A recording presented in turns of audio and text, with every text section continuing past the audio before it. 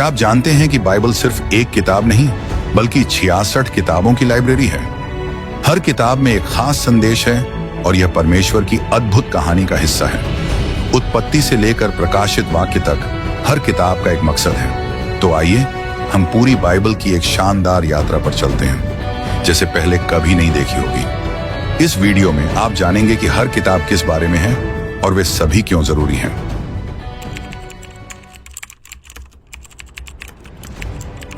उत्पत्ति बाइबल की पहली किताब है और इसे शुरुआत की किताब भी कहा जाता है। उत्पत्ति का मतलब ही शुरुआत होता है। यह किताब बताती है कि परमेश्वर ने पूरे ब्रह्मांड को बनाया, मनुष्यों को अपने स्वरूप में रचा और उन्हें एक सुंदर स्थान दिया। लेकिन मनुष्यों ने परमेश्वर की बात नहीं मानी, जिससे उन्होंने वह अद्भुत स्थान खो दिया। मनुष्यों की बगावत इतनी ज्यादा बढ़ गई कि परमेश्वर ने एक बड़े बाढ़ के द्वारा पूरी दुनिया को नष्ट कर दिया। लेकिन परमेश्वर ने दया करके नूह और उसके परिवार को बचा लिया।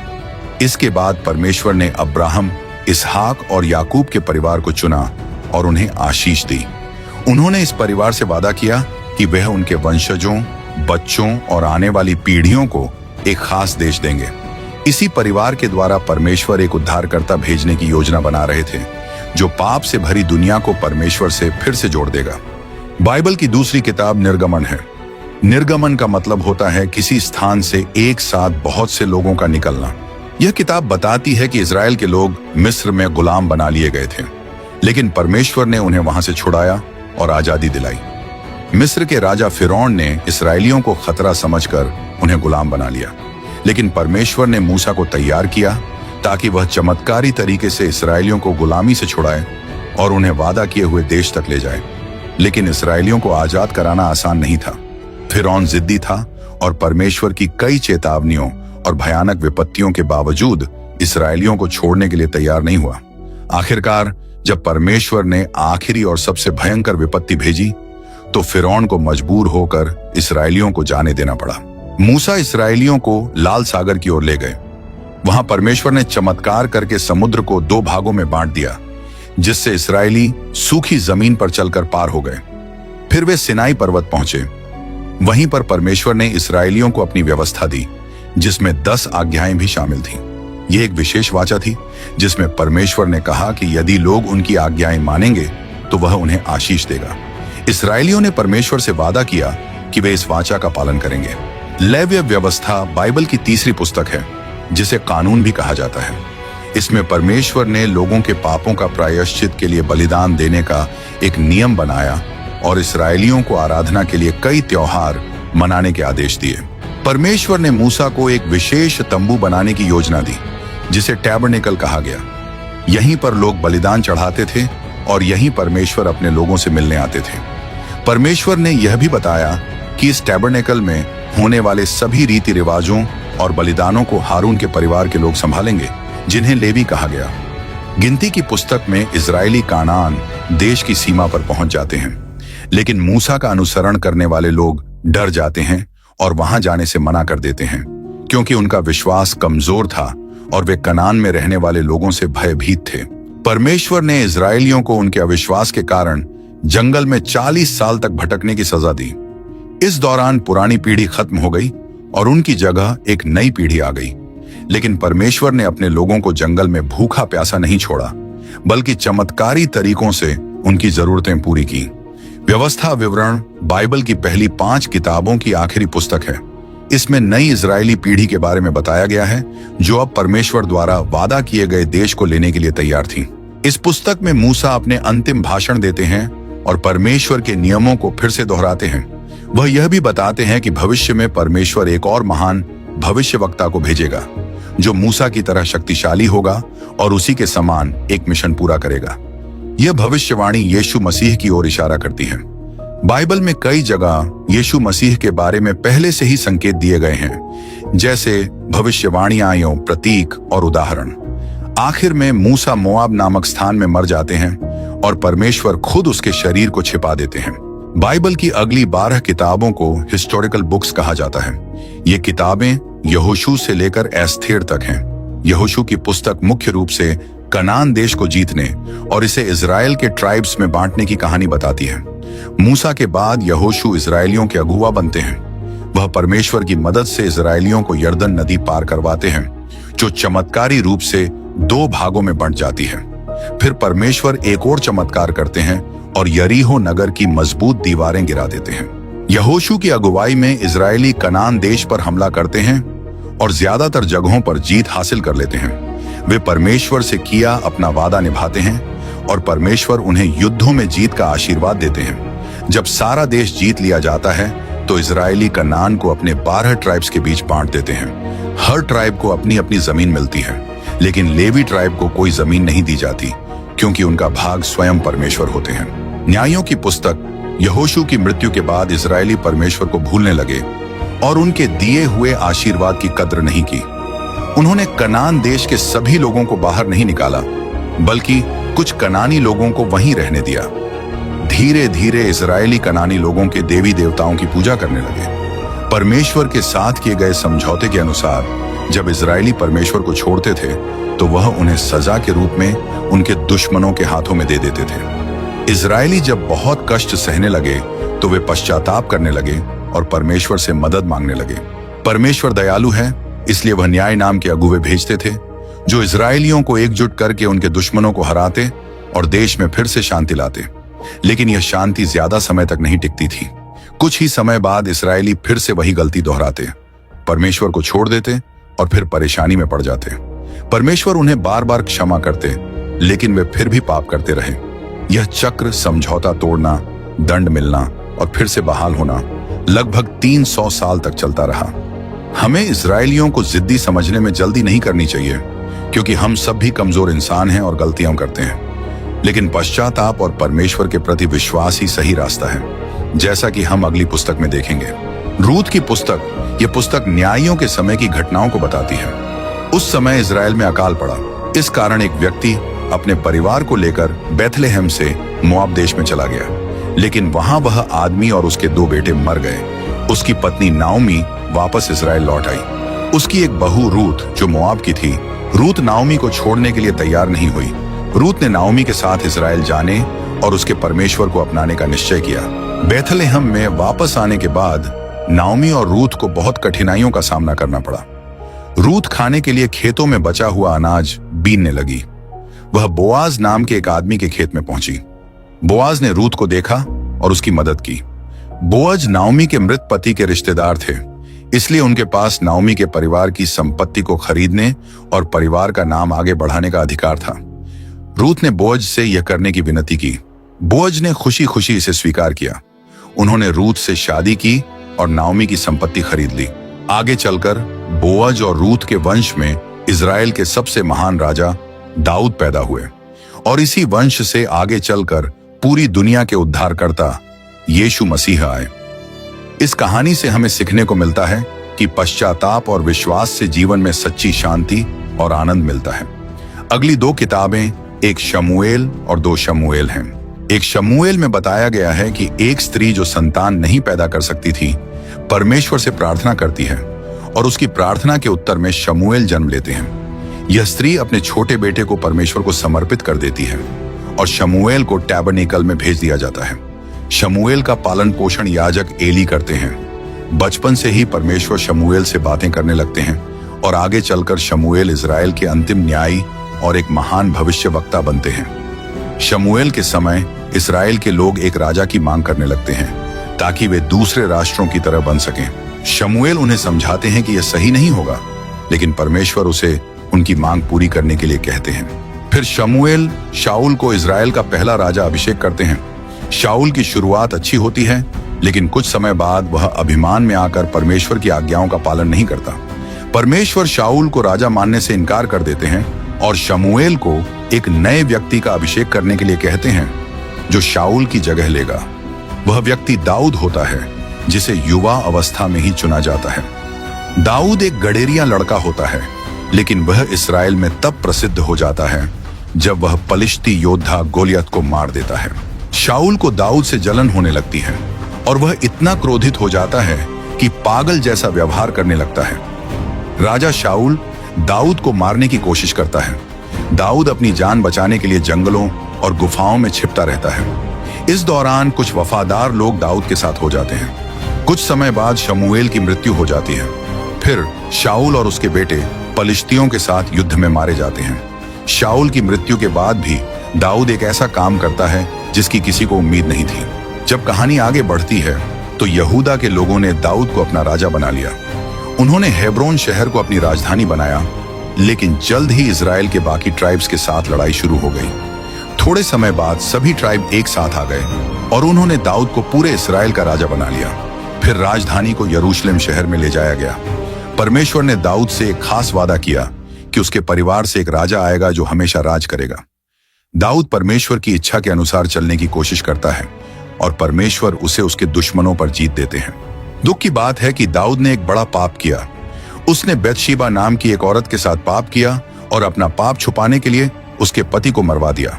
परमेश्वर को यह बहुत बुरा लगा और उन्होंने दाऊद के घराने पर दंड का फैसला सुनाया। इसके बाद दाऊद के परिवार में समस्याएं शुरू हो गईं। दाऊद की बेटी के साथ उसके ही सौतेले भाई ने बुरा व्यवहार किया। बदला लेने के लिए दाऊद के दूसरे बेटे अबसलोम ने उस सौतेले भाई को मार डाला। फिर अबसलोम ने दाऊद से राजा की गद्दी छीनने की योजना बनाई। बहुत से लोग अबसलोम का साथ देने लगे। इसके कारण राजा दाऊद और उसके वफादार लोगों को यरूशलेम छोड़कर भागना पड़ा। आखिरकार युद्ध में अबसलोम मारा जाता है। दाऊद बहुत दुखी होकर अपने घर वापस लौटता है। वह टूटा हुआ महसूस करता है और अपने पापों के लिए पछताता है। लेकिन अपनी जिंदगी के आखिरी दिनों में वह फिर से एक गलती कर बैठता है। दाऊद परमेश्वर की आज्ञा को नहीं मानता और अपनी प्रजा की गिनती कराता है। यह परमेश्वर की नजर में पाप था, इसलिए पूरे देश पर उसका दंड आता है। पहले राजा की किताब की शुरुआत में कुछ दुखद होता है। राजा दाऊद की मृत्यु हो जाती है। उसकी मौत के बाद उसके दो बेटे एब्सलोम और सोलोमन के बीच राजा बनने के लिए झगड़ा होता है। कई बार सोलोमन का भाई अदोनिजा जबरदस्ती राजा बनने की कोशिश करता है, लेकिन आखिरकार सोलोमन राजा बनता है। अदोनिजा को मार दिया जाता है। जब सुलेमान राजा बना तब परमेश्वर ने उससे पूछा कि वह क्या चाहता है। सुलेमान ने बुद्धि मांगी। परमेश्वर ने उसे बड़ी बुद्धि, धन और सम्मान दिया। सुलेमान ने यरूशलेम में परमेश्वर के लिए एक भव्य मंदिर बनवाया और उसे बहुत धूमधाम से परमेश्वर को समर्पित किया। सुलेमान का मन शुरू में परमेश्वर के लिए था, लेकिन बाद में उसने सही मार्ग छोड़ दिया और दूसरे देवताओं की पूजा करने लगा। आखिरकार उसकी मृत्यु हो गई। उसके बाद उसका बेटा रहूबियाम राजा बना, लेकिन रहूबियाम ने मूर्खतापूर्ण फैसले लिए जिससे देश में लड़ाई छिड़ गई और वह दो भागों में बंट गया। रहूबियाम दक्षिणी राज्य यहूदा का राजा बना और यारोबियाम उत्तरी राज्य इजराइल का राजा बन गया। लेकिन दोनों ही राजाओं ने मूर्ति पूजा की जो परमेश्वर के खिलाफ था।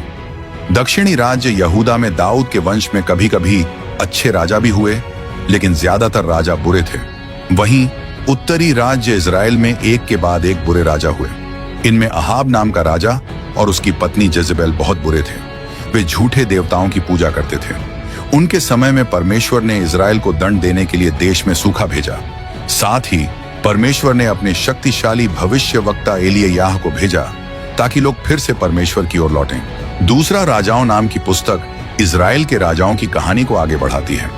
इसमें बताया गया है कि कैसे एलिय्याह को परमेश्वर स्वर्ग में उठा लेता है और फिर एलीशा नाम का दूसरा भविष्यवक्ता इजराइल में परमेश्वर का काम करना शुरू करता है। इजराइल में यहू नाम का राजा बना। उसने अहाब के बुरे परिवार को पूरी तरह खत्म कर दिया। उधर यहूदा में अहाब की बेटी रानी बनी और उसने दाऊद के वंश के सभी लोगों को मारने की कोशिश की, लेकिन वह असफल रही। दोनों राज्यों में ज्यादातर राजा बुरे थे, लेकिन कुछ अच्छे राजा भी हुए, जैसे हिजकिय्याह और योशिय्याह, जो यहूदा में परमेश्वर के भक्त थे। इजराइल के लोग बार बार झूठे देवताओं की पूजा करने लगे। परमेश्वर ने कई बार उन्हें सुधरने का मौका दिया, लेकिन जब उन्होंने न सुना तो परमेश्वर ने असीरियंस की सेना भेजी। उन्होंने इस्राएल को जीत लिया और लोग बंदी बना लिए गए। बाद में यहूदा के लोग भी परमेश्वर के खिलाफ पाप करने लगे। तब परमेश्वर ने बेबीलोन की सेना को भेजा। उन्होंने यरूशलेम को नष्ट कर दिया और यहूदी के लोगों को बंदी बना लिया। पहला इतिहास ग्रंथ में आदम से लेकर दाऊद के परिवार तक की वंशावली लिखी गई है। इसके बाद यह पुस्तक दाऊद के जीवन की घटनाओं के बारे में बताती है। इसमें वही बातें हैं जो पहले और दूसरे शमूएल की पुस्तकों में लिखी गई हैं, लेकिन इसमें दाऊद के जीवन पर ज्यादा ध्यान दिया गया है। दूसरा इतिहास ग्रंथ भी पहले और दूसरे राजाओं की तरह है, लेकिन इसमें दाऊद के वंश के राजाओं की कहानियां खास तौर पर बताई गई हैं। यह पुस्तक सुलेमान के द्वारा परमेश्वर के मंदिर के निर्माण से शुरू होती है और बेबीलोनियंस द्वारा उस मंदिर को नष्ट करने की घटना पर खत्म होती है। लेकिन अंत में एक आशा की बात लिखी गई है, एक घोषणा की गई कि मंदिर फिर से बनाया जाएगा। यह भविष्यवाणी मसीह यीशु के आने की ओर इशारा करती है, जो बाद में इस भविष्यवाणी को पूरा करेंगे। एजरा की पुस्तक बहुत प्रसिद्ध नहीं है, लेकिन इसमें कई भविष्यवाणियां लिखी गई हैं। यह कहानी तब की है जब यहूदा के लोग 70 साल तक एक विदेशी देश में कैद रहने के बाद अपने देश लौटने की अनुमति पाते हैं। दाऊद के परिवार का एक वंशज जरुब्बाबेल कुछ याजकों के साथ मिलकर परमेश्वर के मंदिर को फिर से बनाने का काम शुरू करता है। लेकिन कुछ राजनीतिक विरोध होने के कारण मंदिर का निर्माण 15 साल तक रुक जाता है। फिर 2 भविष्यवक्ता हाग्गै और जकर्याह के प्रोत्साहन से काम दोबारा शुरू होता है और पूरा हो जाता है। मंदिर पूरा होने के करीब 57 साल बाद एजरा नाम का एक शास्त्री यरूशलेम आता है। उसके साथ लगभग 2000 लोग होते हैं, जिनमें याजक और लेवी भी होते हैं, जो मंदिर में सेवा करने के लिए आते हैं। एजरा देखता है कि यहूदा के लोग फिर से पाप करने लगे हैं, इसलिए वह उन्हें पश्चाताप करने और परमेश्वर की व्यवस्था को मानने के लिए बुलाता है। एजरा के यरूशलेम आने के लगभग 14 साल बाद नहम्याह की कहानी शुरू होती है। नहम्याह पर्शिया के राजा का कप बेरर था। उसे पता चलता है कि यरूशलेम की दीवारें टूटी हुई हैं और शहर असुरक्षित है, इसलिए वह यरूशलेम जाता है और शहर की दीवारों को फिर से बनाने का काम शुरू करता है। लेकिन कुछ दुश्मन इस काम को रोकने की कोशिश करते हैं। वे अलग अलग चालें चलते हैं, परंतु परमेश्वर की आशीष से दीवार का काम पूरा हो जाता है। इस समय यहूदी लोग झोपड़ियों का पर्व यानी फीस्ट ऑफ टैबरनैकल्स मनाते हैं। एजरा परमेश्वर की व्यवस्था को सबके सामने पढ़ते हैं और यहूदा के लोग फिर से परमेश्वर के नियमों को मानने का वचन देते हैं। नहम्याह की पुस्तक दुख से शुरू होती है, लेकिन अंत में लोग खुशी से गाने और उत्सव मनाने लगते हैं। इतिहास की आखिरी पुस्तक एस्तेर है। ये उन यहूदी लोगों की कहानी बताती है जो बंदी बनाए जाने के बाद यरूशलेम नहीं लौटे और पर्शिया में ही रहने का फैसला किया। पर्शिया के राजा जेर्क्सीस ने एक यहूदी लड़की एस्तेर को अपनी नई रानी चुना, लेकिन एस्तेर ने अपनी यहूदी पहचान छुपा कर रखी, क्योंकि उसके बड़े भाई जैसे रिश्तेदार मोर्देकाई ने उसे ऐसा करने के लिए कहा था। राजा के एक बड़े अधिकारी हामान को यहूदी लोग पसंद नहीं थे। उसने एक चाल चली और राजा से यहूदियों को खत्म करने की अनुमति ले ली। लेकिन राजा और हामान को यह नहीं पता था कि रानी एस्तेर भी एक यहूदी है। परमेश्वर की योजना के अनुसार सही समय पर घटनाएं घटती हैं। हामान मारा जाता है, मोर्देकाई को सम्मान मिलता है और यहूदी लोग बच जाते हैं। इसमें रानी एस्तेर की बहुत बड़ी भूमिका होती है। अब हम ज्ञान की पुस्तकों की ओर बढ़ते हैं। पहली ज्ञान की पुस्तक अय्यूब है। यह एक अय्यूब नाम के धर्मी व्यक्ति की कहानी है। वह बहुत अमीर और खुशहाल था, लेकिन अचानक उस पर कई बड़ी मुसीबतें आ गईं। उसकी संपत्ति, परिवार और सेहत सब कुछ छिन गया। लेकिन इन सब दुखों के बावजूद अय्यूब ने परमेश्वर को दोष नहीं दिया। अय्यूब के 3 मित्र उसके दुख में शामिल होने के लिए आते हैं। पहले तो वे उसे दिलासा देते हैं, लेकिन फिर वे कहते हैं कि अय्यूब ने कोई छिपा हुआ पाप किया होगा, इसलिए परमेश्वर उसे दंड दे रहा है। अय्यूब इससे इनकार करता है और कहता है कि उसने कोई बुरा काम नहीं किया। वह बहुत दुखी होता है और परमेश्वर से जवाब मांगता है। अंत में परमेश्वर प्रकट होते हैं। वह अपनी महिमा, बुद्धि और शक्ति को दिखाकर अय्यूब को चकित कर देते हैं। फिर परमेश्वर अय्यूब की दौलत, सेहत और परिवार को वापस बहाल कर देते हैं। लेकिन अय्यूब ने जो दुख सहा, उसका कारण परमेश्वर कभी नहीं बताते। अगली किताब भजन संहिता है। ये गीतों का एक संग्रह है जिसमें परमेश्वर की स्तुति, जरूरतमंदों की पुकार, भक्ति, दुख, धन्यवाद, भविष्यवाणी और हर तरह की भावनाएं शामिल हैं। कुछ भजन खास मौकों के लिए लिखे गए थे, जैसे मंदिर जाने के समय या नए राजा के ताजपोशी के समय गाने के लिए। नीति वचन की पुस्तक हमें अच्छे जीवन के बारे में सिखाती है। यह किताब उन लोगों के लिए है जो ज्ञान पाना चाहते हैं। इसमें प्यार, शादी, पैसा, काम, बच्चे, गुस्सा, झगड़ा, सोचने और बोलने के बारे में बताया गया है। सभोपदेशक की पुस्तक एक बुद्धिमान बूढ़े व्यक्ति की कहानी बताती है जो खुद को उपदेशक कहता है। वह जीवन के बारे में सोचता है और अपने अनुभवों से सीखी हुई बातें बताता है। यह उपदेशक, जो पहले परमेश्वर से दूर रहा, बताता है कि बिना परमेश्वर के जीवन का कोई अर्थ नहीं है। उसने कई चीजें आजमाई, धन, सुख, ज्ञान और काम, पर इनमें से कुछ भी सच्ची खुशी नहीं दे सका। अंत में वह कहता है कि इस दुनिया की हर चीज व्यर्थ है अगर हमारे जीवन में परमेश्वर नहीं है। हमें यह बात हमेशा याद रखनी चाहिए। अगली किताब एक प्रेम कविता है, श्रेष्ठ गीत। ये एक राजा और एक साधारण लड़की की कहानी बताती है जो एक दूसरे से प्यार और सच्ची निष्ठा दिखाते हैं। उनकी शादी से पहले का समय और फिर उनकी शादी की खुशी इसमें लिखी गई है। इस गीत में शादी के बाद की कुछ मुश्किलों का भी जिक्र है, लेकिन हर बार यह दिखाया गया है कि पति और पत्नी एक दूसरे के लिए तरसते हैं और उनका प्यार बहुत मजबूत है। इसके साथ ही ज्ञान की किताबों का अंत होता है। अब एक नया भाग शुरू होता है। इसके बाद यशायाह की किताब आती है। ये बड़े भविष्य वक्ताओं की किताबों में पहली है। इन्हें बड़े इसलिए कहा जाता है क्योंकि इन भविष्य वक्ताओं की बातें बहुत सालों तक लिखी गईं और इनमें कई भविष्यवाणियां हैं। यशायाह ऐसा ही एक भविष्यवक्ता थे। परमेश्वर ने उन्हें यहूदा में संदेश देने के लिए चुना। उन्होंने यहूदा के लोगों को परमेश्वर का न्याय सुनाया क्योंकि वे धर्म के नाम पर दिखावा कर रहे थे। यशायाह ने सिर्फ यहूदा ही नहीं बल्कि असीरियंस, बेबीलोन, मोआब, सीरिया और इथियोपिया जैसे अन्य देशों को भी परमेश्वर की चेतावनी दी। हालांकि परमेश्वर यहूदा के लोगों से नाराज थे, फिर भी उन्होंने एक चमत्कार किया और असीरियन सेना से यरूशलेम को बचा लिया। यशायाह ने भविष्यवाणी की कि बेबीलोन यहूदा पर हमला करेगा और उसे नष्ट कर देगा, लेकिन बाद में परमेश्वर अपने लोगों को फिर से उनके देश में लौटा लाएंगे। यशायाह और आगे की बात करते हैं मसीहा के बारे में, जिसे परमेश्वर ने भेजने का वादा किया था। वह एक कुंवारी से जन्म लेगा, लेकिन लोग उसे ठुकरा देंगे। वह लोगों के पापों का बोझ उठाते हुए मारा जाएगा, लेकिन यह मसीहा जो परमेश्वर का धर्मी सेवक है, अंत में यरूशलेम से पूरी दुनिया पर राज करेगा और उसका राज्य शांति और समृद्धि से भरा होगा। यशायाह उन भविष्यवक्ताओं में से एक है जिन्होंने यीशु और उनके दुखों के बारे में पहले ही बता दिया था। यिर्मयाह की किताब भविष्यवक्ता यिर्मयाह के बारे में है। वह उस समय जीवित थे जब बेबीलोनियन ने यहूदा पर हमला किया। उस समय के राजा बहुत घमंडी थे और कई झूठे भविष्यवक्ता लोगों को गलत बातें सिखा रहे थे, लेकिन यिर्मयाह हार नहीं मानते थे। वह बार बार लोगों से कहते हैं कि वे अपने पापों से पश्चाताप करें। वह यह भी बताते हैं कि बेबीलोन यहूदा को हरा देगा। ये बातें कहने से यिर्मयाह बहुत दुखी होते हैं। लोग उनकी बातों को अनसुना कर देते हैं और उन पर अत्याचार भी करते हैं। यिर्मयाह के द्वारा परमेश्वर वादा करते हैं कि एक दिन वह इजराइल के साथ एक नई वाचा बनाएंगे। यिर्मयाह यरूशलेम के नाश को अपनी आंखों से देखते हैं। वह भविष्यवाणी करते हैं कि यहूदा के लोग 70 साल तक बेबीलोन में कैद में रहेंगे। विलाप गीत की किताब यिर्मयाह की कहानी को आगे बढ़ाती है। यह एक दुख भरी कविता है जिसमें यिर्मयाह यहूदा के नाश पर रोते हैं।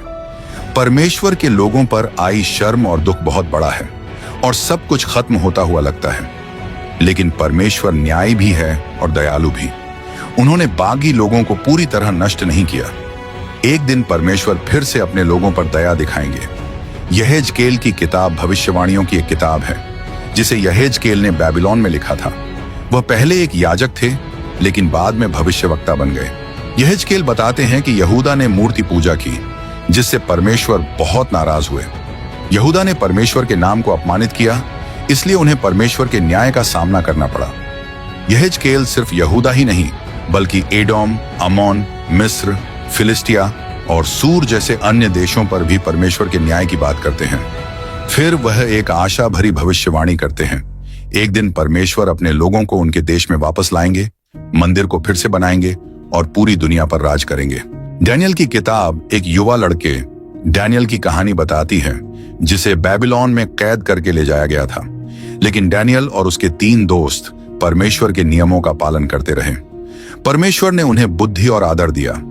वे बेबीलोन के साम्राज्य में महान पदों पर पहुंचे और अपने साथियों से 10 गुना ज्यादा समझदार बन गए, लेकिन उनके साथी उनसे जलने लगे और उनके दुश्मन बन गए। उन्होंने डैनियल और उसके दोस्तों को आग की भट्टी में फेंक दिया और बाद में डैनियल को शेरों की गुफा में डाल दिया। लेकिन हर बार परमेश्वर ने उन्हें बचाया और उन्हें और भी बड़ा सम्मान दिया। दानियल बेबीलोन के खत्म होने के बाद भी जीवित रहते हैं और पर्शियन साम्राज्य में भी भविष्यवाणियां करते हैं। उसकी भविष्यवाणियां सटीक और बड़ी होती हैं। वह कई देशों के उठने और गिरने, परमेश्वर के चुने हुए राजा के राज्य और यहां तक कि संसार के अंत की भविष्यवाणी करते हैं। इसके बाद होशे की किताब आती है। ये छोटे भविष्य वक्ताओं की पहली किताब है। होशे का काम इज़राइल को पश्चाताप के लिए बुलाना था, क्योंकि परमेश्वर उनकी बुराई और मूर्ति पूजा का न्याय करने वाले थे। परमेश्वर के आदेश पर होशे एक ऐसी स्त्री से विवाह करते हैं जो उसके प्रति वफादार नहीं रहती। बाद में उसे वेश्या जीवन से छुड़ाना पड़ता है। यह घटना इज़राइल के आत्मिक विश्वासघात का एक उदाहरण है, लेकिन यह भी दिखाती है कि परमेश्वर अब भी अपने लोगों से प्रेम करते हैं और उन्हें फिर से अपनाना और बचाना चाहते हैं। योएल की किताब यहूदा में अकाल और टिड्डियों के हमले के समय की है। ये घटनाएं परमेश्वर के न्याय के संकेत हैं। योएल लोगों को चेतावनी देते हैं कि जैसे अब भी परमेश्वर ने यहूदा को दंड दिया है, वैसे ही एक दिन पूरी दुनिया का न्याय होगा, जिसे परमेश्वर का दिन कहा जाता है। इसलिए वह सबको पश्चाताप करने के लिए कहते हैं। योएल की आखिरी भविष्यवाणी यह है कि परमेश्वर सिय्योन में अपने लोगों के साथ रहेंगे और उनके देश को फिर से आशीषों से भर देंगे। आमोस की किताब बहुत दिलचस्प है। आमोस सबसे पहले दमिश्क, सुअर, एदोम, गाजा और कई अन्य जगहों के लिए परमेश्वर के न्याय की घोषणा करते हैं। फिर वह यहूदा से इस्राएल जाते हैं ताकि उन्हें परमेश्वर की चेतावनी दे सके। वह उनके पापों को गिनाते हैं और बताते हैं कि अगर वे पश्चाताप करें तो परमेश्वर उन्हें माफ कर देंगे। इस्राएल के बर्बादी के बाद परमेश्वर यह भी वादा करते हैं कि एक दिन वह अपने लोगों को फिर से उठाएंगे। अब ओब्द्याह की किताब। एदोम के लोग जो ऊंचे पहाड़ों में रहते थे और खुद को सुरक्षित समझते थे, यहूदा के नाश पर खुश हो रहे थे, लेकिन ओब्द्याह परमेश्वर का गंभीर संदेश लाते हैं। एदोम भी नष्ट हो जाएगा और उसे कोई बचा नहीं सकेगा, लेकिन परमेश्वर के लोग अंत में विजयी होंगे और उनका भविष्य उज्जवल होगा। अब आती है योना की किताब, जो बहुत प्रसिद्ध है। योना, जो इज़राइल का एक भविष्यवक्ता थे, परमेश्वर से आदेश पाते हैं कि वह असीरिया की राजधानी नीनवे जाकर वहां के लोगों को परमेश्वर की चेतावनी सुनाएं। लेकिन योना आज्ञा नहीं मानता और नीनवे से दूर भागने की कोशिश करता है। परमेश्वर उसे समुद्र में रोकते हैं। लोग उसे समुद्र में फेंक देते हैं और वह एक विशाल मछली द्वारा निगल लिया जाते हैं। मछली के पेट में योना पश्चाताप करते हैं। फिर परमेश्वर मछली को आदेश देते हैं और मछली उसे जमीन पर उगल देती है। जब योना नीनवे में परमेश्वर का संदेश सुनाते हैं तो असीरिया के लोग परमेश्वर के सामने झुक जाते हैं और पश्चाताप करते हैं। इसलिए परमेश्वर उनका नाश नहीं करते। लेकिन योना इससे नाराज हो जाते हैं क्योंकि वह नीनवे के लोगों से नफरत करते थे। तब परमेश्वर उसे समझाने की कोशिश करते हैं कि वह सभी से प्रेम करते हैं और जो पश्चाताप करता है उसे क्षमा करते हैं। मीका की किताब छोटी है, केवल 3 अध्याय की, लेकिन बहुत गहरी और महत्वपूर्ण है। मीका 3 संदेशों में यहूदा और इस्राएल दोनों को परमेश्वर का वचन सुनने के लिए कहते हैं। वह दोनों राज्यों पर आने वाले न्याय की भविष्यवाणी करते हैं, लेकिन वह यह भी बताते हैं कि भविष्य में परमेश्वर का एक धन्य राज्य आएगा। यह राज्य एक राजा द्वारा शासित होगा जो बेतलेहम में जन्म लेगा। मीका अपनी किताब एक अच्छे वादे के साथ खत्म करते हैं। परमेश्वर का क्रोध समाप्त होगा और वह अपने लोगों को फिर से आशीष देंगे। अब नहूम की किताब। नहूम की भविष्यवाणी नीनवे के नाश के बारे में है। नहूम की किताब बताती है कि नीनवे का नाश क्यों होगा। वह कहता है कि परमेश्वर इस राष्ट्र को दंड देंगे क्योंकि उन्होंने पूरी दुनिया को डराया और दुख दिया। लेकिन नीनवे का न्याय इज़राइल के न्याय से अलग होगा। इस बार कोई दया नहीं मिलेगी और नीनवे फिर कभी नहीं बसाया जाएगा। अब आती है हबक्कूक की किताब, जो बहुत रोचक है क्योंकि हम सब इसकी बातें महसूस कर सकते हैं। हबक्कूक को 2 बातें समझ नहीं आती, इसलिए वह परमेश्वर से सवाल करते हैं। पहला सवाल, हे परमेश्वर, मैं कब तक आपसे मदद मांगता रहूं, लेकिन आप नहीं सुनते। मैं चिल्लाकर कहता हूं, हिंसा हो रही है, लेकिन आप बचाते नहीं। आप अन्याय क्यों देखने देते हैं? आप बुराई को रोकते क्यों नहीं? परमेश्वर हबक्कूक को उत्तर देते हैं और कहते हैं, मैं तुम्हारे समय में कुछ ऐसा करने वाला हूं जिसे सुनकर भी तुम विश्वास नहीं करोगे। मैं बैबिलोनियंस को उठा रहा हूं ताकि वे दूसरों के घरों और जमीनों पर कब्जा कर लें। परमेश्वर बैबिलोनियंस के दुष्ट लोगों का उपयोग यहूदा को दंड देने के लिए करने वाले थे। परमेश्वर हबक्कूक को याद दिलाते हैं कि वह सर्वशक्तिमान और विश्वास योग्य है। इस दुनिया में धर्मी लोग विश्वास से जिएंगे। इसके बाद हबक्कूक एक और सवाल पूछता है जो शायद आपके मन में भी कभी आया हो। हबक्कूक परमेश्वर से पूछते हैं, हे प्रभु, आप चुप क्यों हैं जब दुष्ट लोग अच्छे लोगों को नष्ट कर देते हैं? परमेश्वर हबक्कूक की उलझन का उत्तर देते हैं। वे सिर्फ यह नहीं कहते कि धर्मी लोगों को उन पर भरोसा रखना चाहिए, बल्कि वे यह भी बताते हैं कि उन्हें बेबीलोन के लोगों की बुराइयों का पता है। इसका मुख्य संदेश ये है, परमेश्वर कभी कभी बुरे लोगों और उनकी बुरी योजनाओं का उपयोग अपने उद्देश्य को पूरा करने के लिए कर सकते हैं, लेकिन परमेश्वर का इरादा हमेशा अच्छा, पवित्र और सही होता है। परमेश्वर बुराई को अनदेखा नहीं करते, और यदि बुरे लोग पश्चाताप नहीं करते तो वे भी दंड पाएंगे। इससे हम क्या सीख सकते हैं? सपन्याह की किताब हमें परमेश्वर के न्याय के दिन के बारे में चेतावनी देती है। यह भविष्यवाणी आंशिक रूप से बेबीलोन के आक्रमण से पूरी हुई थी और भविष्य में अंत समय में पूरी होगी। सिर्फ यहूदा ही नहीं, बल्कि फिलिस्टिया, मोआब, कुश और असीरिया जैसे अन्य देशों को भी परमेश्वर के न्याय के लिए चेतावनी दी गई थी। यरूशलेम को पश्चाताप करने के लिए कहा गया, और किताब परमेश्वर के एक अच्छे वादे के साथ समाप्त होती है कि वह अपने लोगों को फिर से आशीष और महिमा देगा। अब आता है एक और छोटे लेकिन महत्वपूर्ण भविष्यवक्ता। हग्गाई की किताब भविष्यवक्ता हग्गाई के बारे में है, जो जेरुब्बाबेल और ज़करिया के समय में रहते और प्रचार करते थे। उस समय मंदिर का निर्माण शुरू हुआ था, लेकिन यहूदियों के शत्रुओं के विरोध के कारण यह काम लगभग 15 साल तक रुका रहा। हग्गाई 4 उपदेश देते हैं ताकि लोग फिर से मंदिर बनाने का काम शुरू करें और इसे पूरा करें। कहानी ज़करिया की किताब में आगे बढ़ती है। ज़करिया, जो हग्गाई और जेरुब्बाबेल के साथ के समय में थे, यरूशलेम के लोगों को मंदिर पूरा करने के लिए प्रोत्साहित करते हैं। यह वही मंदिर था जिसका निर्माण 15 साल से अधूरा पड़ा था। ज़करिया 8 विशेष सपने बताते हैं जो परमेश्वर की योजना और आशीषों के बारे में हैं। उनके समय में इजराइल के दुश्मनों पर न्याय आने की भविष्यवाणी की गई थी और परमेश्वर अपने चुने हुए लोगों को आशीर्वाद देने वाले थे। ज़करिया की किताब में कई भविष्यवाणियां यीशु मसीह के बारे में भी की गईं, जो बताती हैं कि मसीह यीशु आएंगे, वह दुख उठाएंगे, आखिर में वह विजयी होकर राज्य करेंगे। ये भविष्यवाणियां बहुत खास हैं क्योंकि इनसे हमें परमेश्वर की योजना का पता चलता है। इससे हम यीशु मसीह और उनके काम पर और अधिक विश्वास कर सकते हैं, क्योंकि परमेश्वर ने पहले ही इनके बारे में बता दिया था। ये भविष्यवाणियां हमें हमारे विश्वास की रक्षा करने में मदद करती हैं। ये किसी मनुष्य की योजना नहीं थी, बल्कि यह परमेश्वर की योजना थी जो पहले से भविष्यवाणी में बताई गई थी। मलाकी की किताब छोटे भविष्यवक्ताओं की आखिरी किताब और पुराने नियम का अंत है। मलाकी उन इजरायलियों को संदेश देते हैं जो कैद से लौट आए थे। वह लोगों से अपनी गलतियों से मुड़ने के लिए कहते हैं। वे इन पापों की आलोचना करते हैं। तलाक, अशुद्ध बलि चढ़ाना, 10वां भाग न देना, परमेश्वर के नाम का अपमान करना। यह किताब और पूरा पुराना नियम परमेश्वर के न्याय के दिन के वर्णन के साथ समाप्त होता है। इसमें यह भी वादा किया गया है कि एलियाह उस भयानक दिन से पहले आएंगे। नया नियम पुराने नियम का अंत करता है और एक नए वचन की शुरुआत करता है।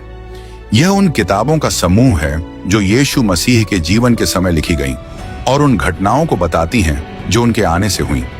नए नियम की किताबों को 5 भागों में बांटा जा सकता है। 1, सुसमाचार। ये किताबें यीशु के जीवन और उनकी शिक्षाओं के बारे में बताती हैं, जैसे शिष्यों ने देखा। 2, कलीसिया का इतिहास। इसमें बताया गया है कि यीशु के बाद उनकी शिक्षा कैसे फैली। 3, पौलुस के पत्र। प्रेरित पौलुस ने अलग अलग शहरों और कलीसियाओं को जो पत्र लिखे वे इसमें शामिल हैं। 4, सामान्य पत्र। ये पत्र अन्य प्रेरितों ने लिखे। 5, प्रकाशित वाक्य की किताब। यह प्रेरित यूहन्ना ने लिखी और भविष्य की घटनाओं के बारे में बताती है। अब हम इन किताबों को विस्तार से समझेंगे।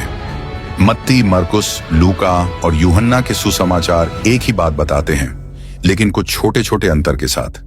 ये चारों यीशु के जीवन और उनके कामों के बारे में लिखते हैं, लेकिन अपने अपने तरीके से।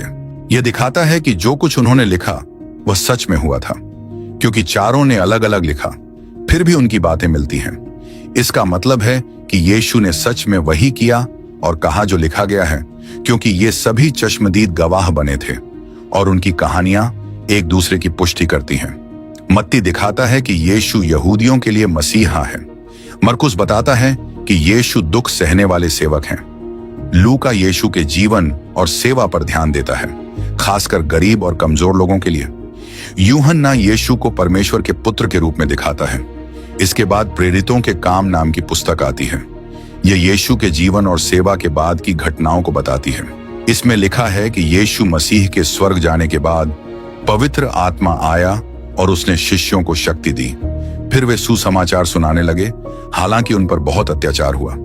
इस किताब में यह भी बताया गया है कि शाऊल, जो पहले यीशु मसीह के अनुयायियों को सताता था, बदलकर प्रेरित पौलुस बन गया और यीशु मसीह का संदेश पूरी लगन से फैलाने लगा। प्रेरितों के काम नाम की पुस्तक में कलीसिया की शुरुआत के बारे में बताया गया है। कलीसिया यरूशलेम में शुरू होती है, फिर समरिया तक फैलती है, इसके बाद रोम के बड़े इलाके तक पहुंच जाती है। यह पुस्तक कलीसिया के इतिहास को बताती है। जब कलीसिया बढ़ने लगी और अलग अलग जगहों पर स्थापित होने लगी, तो प्रेरितों ने नए विश्वासियों को चिट्ठियां लिखनी शुरू की ताकि वे सही शिक्षा और मार्गदर्शन पा सकें। ये चिट्ठियां पौलुस के पत्र, पॉलिन एपिस्टल्स कहलाती हैं। रोमियो की पुस्तक इन पत्रों की शुरुआत करती है। इसे प्रेरित पौलुस ने अपनी यात्रा के दौरान लिखा था। इसमें ये बातें समझाई गई हैं। परमेश्वर की धार्मिकता, कैसे परमेश्वर दोषी पापियों को यीशु मसीह के बलिदान के कारण धर्मी ठहरा सकते हैं। जब हम विश्वास से धर्मी ठहरते हैं तो हमें दुनिया के सामने पवित्र जीवन जीना चाहिए। एक और 2 कुरिन्थियों की पुस्तकें कुरिन्थ नाम की जगह की कलीसिया चर्च को लिखी गई थीं। उस समय वहां बहुत समस्याएं थीं। पौलुस ने यह पत्र लिखा ताकि वे इन समस्याओं को परमेश्वर की शिक्षाओं के अनुसार हल कर सकें। इन समस्याओं में ये शामिल थी कलीसिया में पाप और मतभेद, विवाह, मूर्ति पूजा, आत्मिक वरदान, भविष्य में पुनरुत्थान, सार्वजनिक उपासना का सही तरीका। 2 कुरिन्थियों की पुस्तक में ज्यादातर समस्याएं हल हो चुकी थीं, इसलिए पौलुस ने यह पत्र लिखा ताकि लोगों को प्रोत्साहित कर सके, यह समझा सके कि वह यहूदी विश्वासियों के लिए एक दान इकट्ठा कर रहा है, अपने प्रेरित पद की रक्षा कर सके, क्योंकि कुछ लोग उसके खिलाफ बोल रहे थे। गलातियों की पुस्तक में कुछ झूठे शिक्षक गलातिया की कलीसिया में आ गए थे। वे गलत सिखा रहे थे कि केवल यीशु में विश्वास से उद्धार नहीं होगा, बल्कि व्यवस्था के नियमों को भी मानना पड़ेगा, जैसे सर्कमसिजन। पौलुस ने यह पत्र लिखा ताकि लोगों को सच्ची शिक्षा मिल सके कि केवल विश्वास ही उद्धार के लिए पर्याप्त है। पौलुस साफ शब्दों में समझाते हैं कि व्यवस्था और अनुग्रह को मिलाना गलत है। उद्धार और पवित्र जीवन सिर्फ परमेश्वर के अनुग्रह से मिलता है, न कि हमारे अच्छे कामों से। यीशु मसीह ने हमें स्वतंत्र किया है। हमें अपने कामों पर नहीं, बल्कि पवित्र आत्मा की शक्ति पर भरोसा रखना चाहिए। इफिसियों की पुस्तक सिखाती है कि उद्धार केवल अनुग्रह से, विश्वास के द्वारा मिलता है, न कि हमारे अच्छे कामों से। यीशु यहूदी और अन्य जातियों दोनों को नया जीवन देते हैं, जिससे उनका हृदय बदल जाता है और वे नए तरीके से जीते हैं। कलीसिया मसीह की देह है और विवाह एक उदाहरण है कि मसीह और कलीसिया का संबंध कैसा है। परमेश्वर ने हमें आत्मिक युद्ध लड़ने के लिए आत्मिक कवच दिया है। फिलिप्पियों की पुस्तक पौलुस ने उस समय लिखी जब वह रोम की जेल में थे। उन्होंने फिलिप्पी की कलीसिया का धन्यवाद किया क्योंकि उन्होंने उन्हें प्रेम भेंट भेजी थी। पौलुस सिखाते हैं कि यीशु मसीह का सुसमाचार कठिनाइयों के बावजूद फैल रहा है और मसीही लोगों को इसमें आनंदित रहना चाहिए। हमें सिखाया गया है कि खुद को नम्र बनाना चाहिए, जैसे यीशु ने किया। एकता में रहना चाहिए। हमेशा परमेश्वर को प्रसन्न करने के लिए आगे बढ़ते रहना चाहिए। कुलुस्सियों की पुस्तक हमें बताती है कि झूठे शिक्षक जो भी कहें, यीशु मसीह ही उद्धारकर्ता, प्रभु और सृष्टिकर्ता है। यीशु मसीह में सभी विश्वासियों को नया जीवन और पूर्णता मिलती है। उन्हें मनुष्यों के बनाए नियमों या पुराने नियम की विधियों का पालन करने की जरूरत नहीं है। यीशु में नया जीवन हमारे रिश्तों को भी प्रभावित करता है, जैसे पति पत्नी, माता पिता और बच्चे, मालिक और सेवक। थिस्सलुनीकियों की पुस्तक में प्रेरित पौलुस ने 2 बार थिस्सलुनीके की कलीसिया को पत्र लिखा। उन्होंने कलीसिया के शुरुआत के बारे में बताया और उनके मजबूत विश्वास की प्रशंसा की। विश्वासियों को यह सीख दी गई है कि वे शुद्ध जीवन जिएं, आशा रखें कि यीशु फिर से आएंगे। जब यीशु वापस आएंगे, तब मरे हुए विश्वासियों को फिर से जीवित करेंगे। जो लोग जीवित होंगे उन्हें अपने साथ स्वर्ग ले जाएंगे। प्रभु का दिन आने वाला है जब इस दुनिया का न्याय होगा। 2 थिस्सलुनीकियों की पुस्तक के समय थिस्सलुनीके की कलीसिया बहुत कष्ट सह रही थी। कुछ लोग सोचने लगे थे कि प्रभु का दिन शायद आ चुका है। पौलुस ने विश्वासियों को समझाया कि वे जो कष्ट सह रहे हैं वह परमेश्वर का न्याय नहीं है। इससे पहले कुछ महत्वपूर्ण घटनाएं होंगी। पूरी दुनिया में एक बड़ी बगावत होगी। जो रोकने वाला है वह हटाया जाएगा। अधर्म का व्यक्ति सत्ता में आएगा, लेकिन परमेश्वर अपने बच्चों की रक्षा करेगा जब तक यीशु वापस नहीं आ जाते।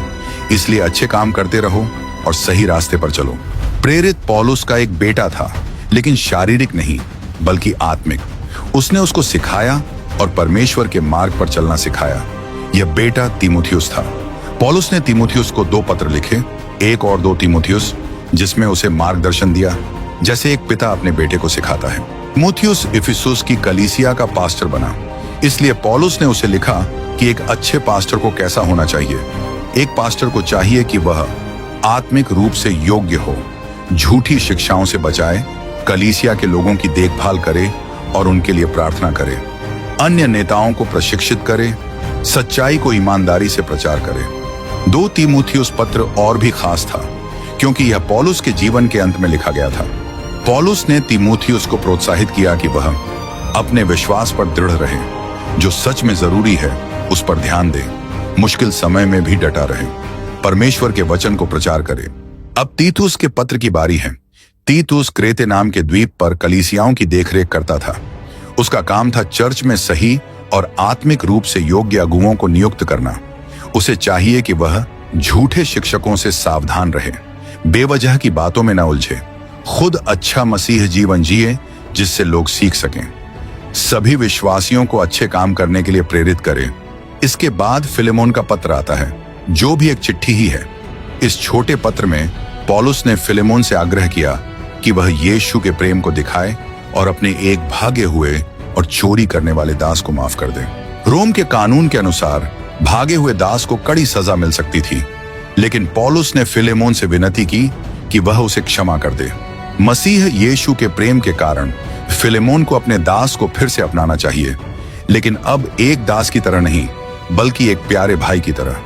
इब्रानियों की पुस्तक रहस्यमयी है क्योंकि कोई नहीं जानता कि इसे किसने लिखा। उस समय कुछ यहूदी मसीह दोबारा पुराने यहूदी नियमों की ओर लौटने का सोच रहे थे, लेकिन लेखक उन्हें समझाता है कि वे पीछे न देखें बल्कि विश्वास के साथ आगे बढ़ें और आत्मिक रूप से मजबूत बने। यीशु मसीह स्वर्गदूतों से महान है, मूसा से महान है और उन्होंने हमें दिया है एक बेहतर बलिदान, एक बेहतर याजक सेवा, पुराने नियम से भी एक बेहतर वाचा।